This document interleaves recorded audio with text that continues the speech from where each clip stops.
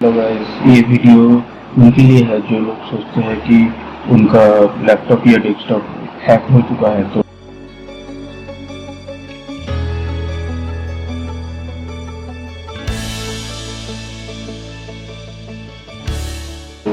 दूसरा कोई यूज़ कर रहा है या फिर किसी का दोस्त है जो बोल रहा है कि मेरा पीसी या लैपटॉप हैक हो चुका है, तो ये वीडियो उन लोगों के लिए। तो गाइस पहले सिंपल जाना है अपने डेस्कटॉप में।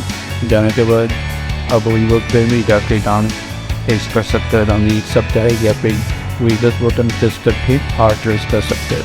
जो यहाँ पे और जो लिखा है पेन ATPWI सेम चीज़ लिखा है एंड ओके कर देना है। यहाँ पे अगर आपके अलावा कोई दूसरा एडमिनिस्ट्रेटर दिख रहा है, दिख रहा है तो जल्दी उसके ऊपर क्लिक कीजिए एंड गेम बटन पे क्लिक कीजिए एंड ओके कीजिए।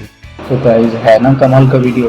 तो इसी तरह अगर वीडियो देखना चाहते हैं तो प्लीज़ लाइक एंड शेयर कीजिए दोस्तों के साथ एंड कमेंट जरूर कीजिए।